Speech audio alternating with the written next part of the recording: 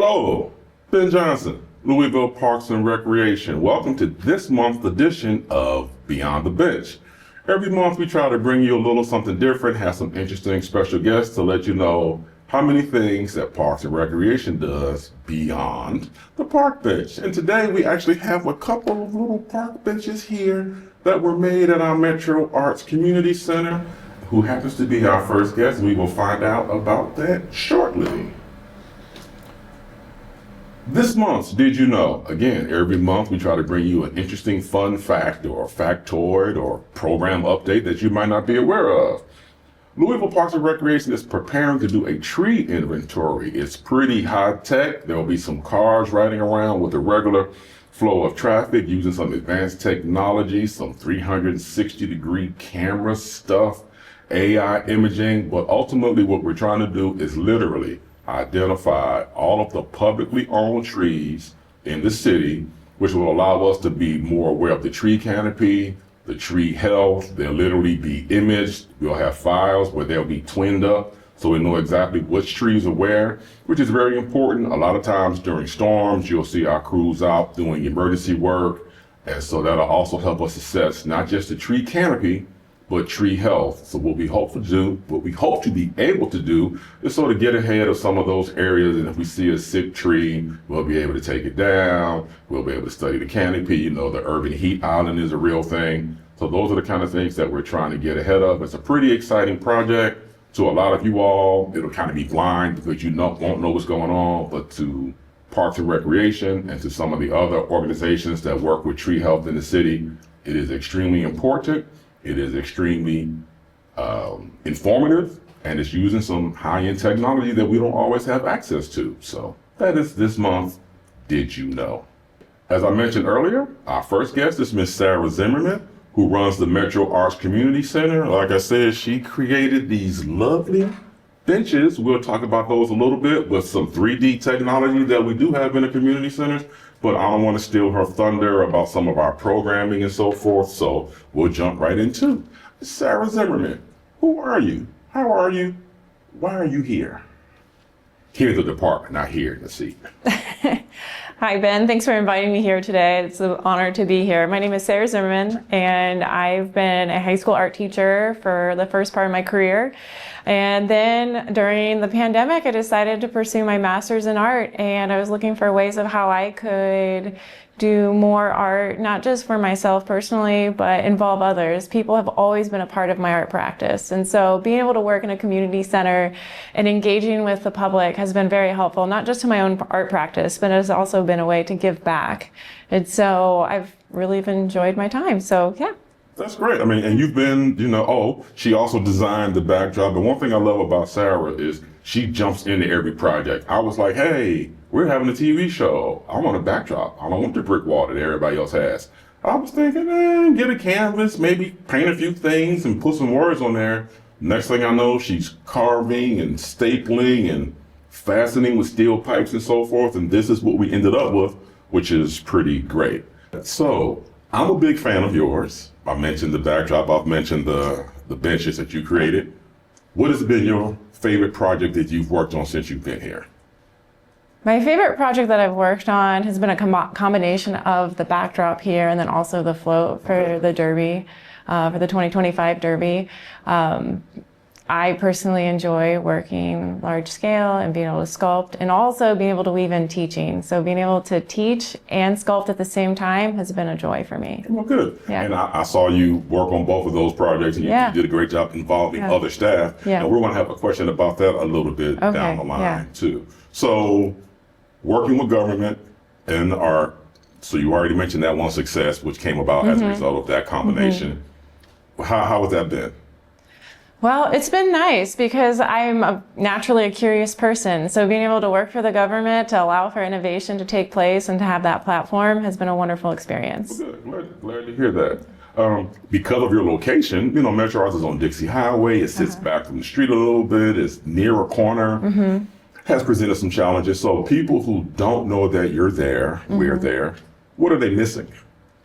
Well, what people are missing is a community of artists, of people to come together for common interest. And so like my watercolor class that meets every Wednesday and Friday mornings, I have a group of individuals that come and paint. And so many of them come and say, I didn't even know this existed. Right. And then next thing you know it, they're inviting their daughter and their grandkids, and they're telling their neighbors. And so now we have people coming for crochet classes in the evenings, or we have people coming for our our plein air painting classes that are happening every other Friday throughout the summer, throughout all the parks here in Louisville Metro. So you answered part of my next question, which Yep. is, so what other kind of programming do we offer? You just mentioned watercolor, Mm-hmm. you mentioned crocheting. We haven't quite got the programming, the 3D stuff yet, but we're looking forward to Well, it. let me touch on that 3D stuff. So 3D printing, I think, can be, for many people, it can be maybe overwhelming Okay. because they're not exactly seeing how this how this can interject or work into their lives. So what we're doing here at Metro Arts is we're adding a technology component to our classes.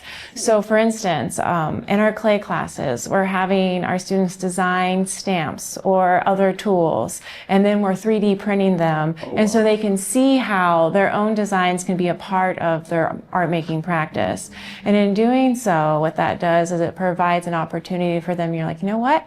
Maybe I want to dive into this 3D printing a little bit further, or laser etching, or using a Cricut machine to create templates or whatever that might be. So technology can be overwhelming, especially if you don't have a lot of access to it, but weaving it into already traditional art forms, people are finding it less intimidating. They're getting more exposure to computer programming with those. So we're finding some success with those routes. And that's great because we've had access to 3D printers for a little bit, but your traditional community center supervisor is absolutely going to be overwhelmed by that technology if that's not something they are truly drawn to. So having you here again, that's just another great marriage, which wonderfully leads right into my next question.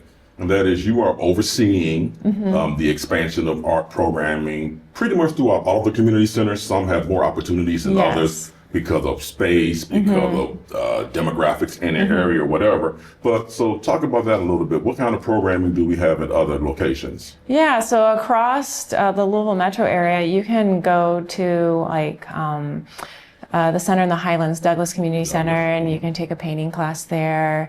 You can go to Sun Valley and take a sewing or a fabric or a textile arts class there. You can even go to some of the other centers also, and where some of the supervisors or rec leaders have a passion themselves, and then I help them facilitate those art programming, whether it's just with ideas for projects or helping them with material options, things like that. Okay. I don't know. And Beachmont has probably been our longest standing thank you. center. Oh, that's fine. Yeah. Beachmont has been our longest standing center with the glass studio and the clay studio. So that's good. So we're coming to the end of our time. What one thing do you wish more people knew about the value of art programming? I think one thing that I wish people would know is that when you are involved in any community organization or programming, but especially the arts, you're finding a way to communicate, express yourself, and connecting with others. Okay. And that has been one of the biggest joys that I have seen from the participants that are involved in, whether it's an upcycling class of taking things apart and putting things together with a sewing machine, or if it's in a pottery class and you have kids from homeschool groups and kids from that go to public schools, and they come together and they're able to like bond over these interests. Gotcha. And so you're seeing more of a sense of unity within our community, which is wonderful to see that. Which is why we do what we do. Yeah. I always ask a question that wasn't on the sheet. You shared with me a pretty lofty personal goal, which I'm not going to put out there in terms of your art career. Yeah.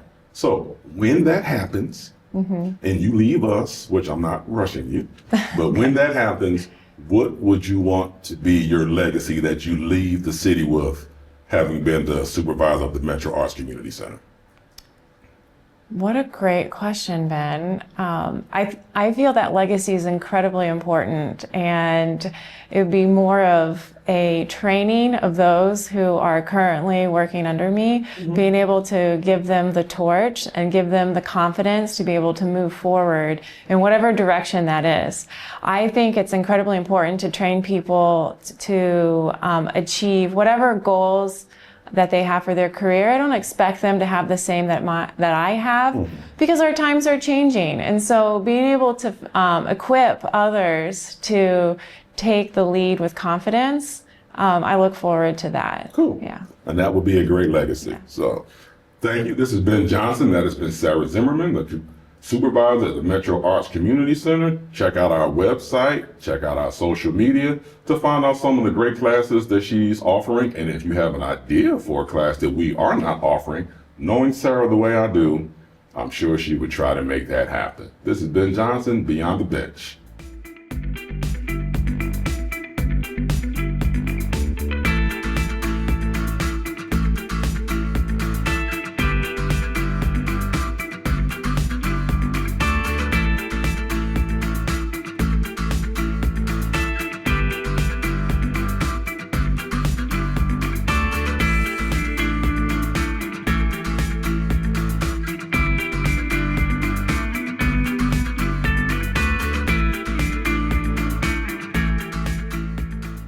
Welcome back to Beyond the Bench, Louisville Parks and Recreation's monthly show where we take you beyond the bench to explain and explore the wide variety of things that we do. So this segment, I have Miss Pam Bischoff. Hey, Ben. How are you? I'm doing very well. Long Good. time no see. Yeah, it's been probably a day or two. Yes. So Pam is the Director of Strategic Initiative at the Louisville Metro Housing Authority, and we've been working together for years. We're coming to the fruition of an absolutely outstanding project that we will get to in a second. But Yes. before that, let the people know who you are. Sure. Thank you. I've been with the Louisville Metro Housing Authority. This is my kind of second go around now for just a little bit over a year. Previously, I was part of the team helping to manage the Choice Neighborhoods initiative in Russell and with the Beecher Terrace community. And so I'm just really happy to be back and be once again working on that project, as well as some of our legacy site redevelopments here in the city. Great. So interesting. Housing Authority tends to talk about the area. Parks and Recreation tends to talk about a building. So in the Beecher Terrace area, Yes. the Baxter Community Center is coming back online. And when I say bigger and better than ever, the community is going to be extremely excited when we finally get that open and start getting it programmed. So let them know what's going on with that. Yes, so we are very, very near completion of the renovation of the historic Baxter Community Center on the Beecher Terrace footprint. The building first opened in 1940. It's an Art Deco style building. It has been standing for all these years and, very much used by not just residents of the Beecher Terrace community, but the larger Russell neighborhood. It's been a place where folks have received health care, have grown up, with their friends, playing basketball, being on dance teams, etc.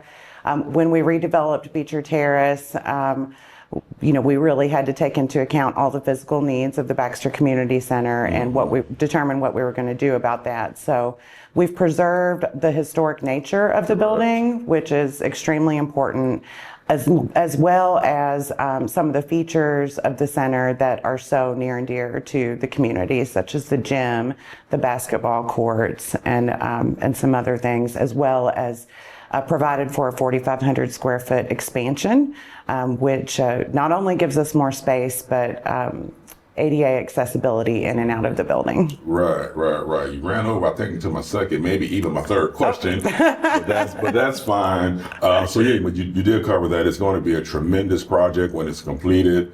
We already have people are so excited. We already have partners that have signed up to be a part of the programming and a part of the project, and actually more, I think, as they realize it's coming to fruition and coming online, more and more are contacting us every week to be a part of that. So in terms of the transition from the old Baxter to the new Baxter, why do you think that's been so important? Because there was a decent amount of community engagement and so forth. Why do you think it means so much to those communities? There have been generations of Russell residents who have quite literally grown up in the center, from, school age through their adulthood to now, a lot of older adults that still live, on the property in the new Beecher Terrace community. So, there's that connection with the community, and then also, it just being such an important historic resource for our city. And that's interesting because now that it's under me, this is actually my third time working with that community. So when I was over the Office of Youth Development, obviously there were some natural synergies. But then when I was working for the Census Bureau, Baxter was one of the hubs that we used for community outreach. They had some teens there that were part of the awareness campaign. We held community meetings there to explain to people how important, participating in the census actually is. So, and now it's directly under me. So I'm just excited about that. So I'm gonna say now, because this project is taking a while, but it's been a major undertaking. So why is now the right time for that project to happen? So we were fortunate to be able to include the project within the HUD Choice Neighborhoods Implementation Grant Program. So we were able to get some funding through that to help to restore the building. We're also nearing completion of the new housing at the site. So, this project is getting ready to wrap. And, we are also building a new park, which I'm sure we'll be back to talk about at some point. So it's just, it is the right time to give this community what they deserve, modernize that center, improve accessibility, and through listening to the community, provide the programming that they desire. Right, and it's interesting because we weren't involved in that aspect of it because it was the construction. But can you talk a little bit about your engagement with the then community and the now community in terms of what they wanted to see? Because if I remember correctly, there was some talk about basically leveling the building and starting from scratch. And they was like, oh, no, that's not going to happen. So how was that engagement? Yes, so, anytime you renovate a building or look at what we do with the building, you do kind of have to weigh, well, what if we did start from scratch, or what if we rehab this building? Typically, the costs associated with renovating a historic building are far greater. But again, we were really fortunate to be able to plug in some grant funding into that. But we heard from not only the State Historic Preservation Office, but also the community that they wanted to keep the building. And this was, we did this community engagement during COVID, so it was challenging. Right. But we, through lots and lots of Zoom meetings, surveys, we had a really amazing website. What we heard from folks was not only do we want to keep the building, but we want opportunities to teach our kids things that are important to us, like home economics, like having additional educational support for youth after school, to have opportunities for physical activity, to have a place for seniors to go and to recreate and have socialization. So I think one of the biggest compliments that I received that I've heard during this whole process was one of our partners that came in to look at their space and just said, wow, you actually did what we said we needed, Right. And so I hope that we did a good job of listening. Well, you stole my closing. Oh. I was going to save that for last, but I do want to publicly state that maybe you didn't give me everything I asked for, because I ask a lot. But factually, in all seriousness, everything you all said you were going to do, everything that you all committed to from day one has happened. And a lot of times you hear, oh, we had this overrun or this change, or you can't get X, Y, and Z. So I do want to give you all credit and kudos for every meeting that I was a part of. And it was, we're going to do this, the community wanted X, Y, and Z. All of that stuff is taking place. So the community and us as professionals appreciate that. Thank you. Well, I can't wait for everyone to see it. Yeah, exactly. Everybody is excited. So speaking of which, so what partnerships, what organizations help actually make this make this happen? Because this was not an easy undertaking.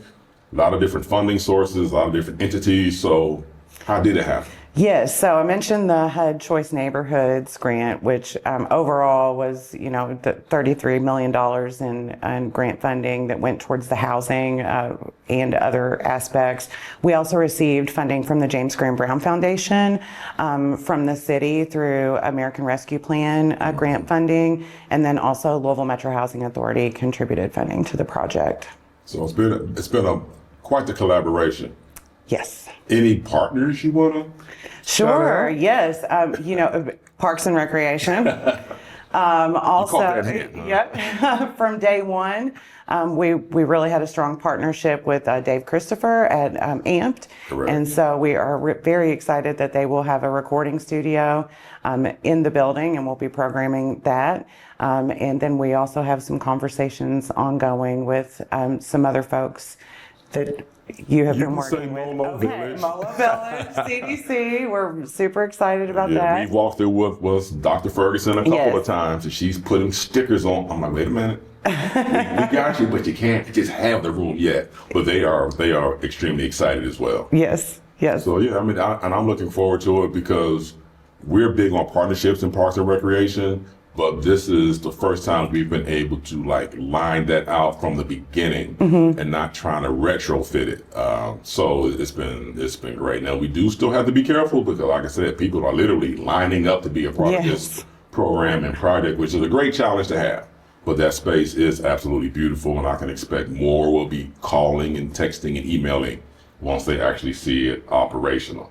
So we're in our futuristic mode. Okay. I don't know when you're going to retire, but I'm gonna let you retire successfully in 4 years. Oh, great. So 5 years from now, Sure. what do you want Baxter to either look like, or for people to say about it, or how it's functioning? That will make Baxter part of your legacy.